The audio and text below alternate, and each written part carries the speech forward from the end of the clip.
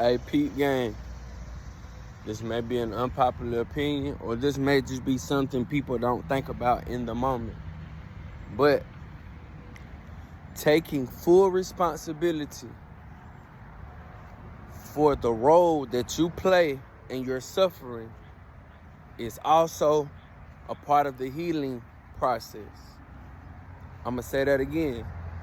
Taking full accountability for the role that you play in your own suffering is also a part of the healing process. If you broke, your money low, but you feel like it's because you don't let so many people borrow day in and day out, year in and year out, even though that may be part of the problem, you still have to look at it like you decided to make these decisions to give out your money to this, and that person because your heart is so big and you want to see people do well and things of that nature, right? But you have to take your accountability in that financial suffering because you chose to make that decision. Even if in a relationship, right, your person could have cheated, did you dirty, etc., etc. But if that was something that you allowed time and time again because you wanted to see the best in them, the best for you all, even though, you know, they didn't do right by you. They cheated. They did you dirty.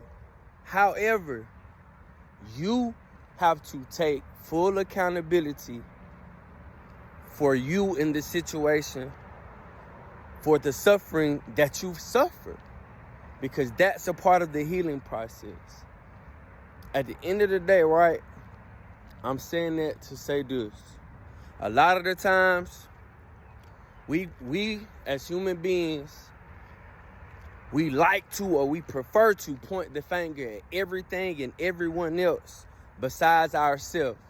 Because a lot of the times, it's hard to look in the mirror and see that you're at where you're at, you're going through what you're going through because of you. But at the end of the day, even if something isn't 100% your fault, it's still your fault because you are the one who has to deal with it. And you are the one who can either make the situation better or make the situation worse. Start taking accountability for the suffering in your healing process. Believe that.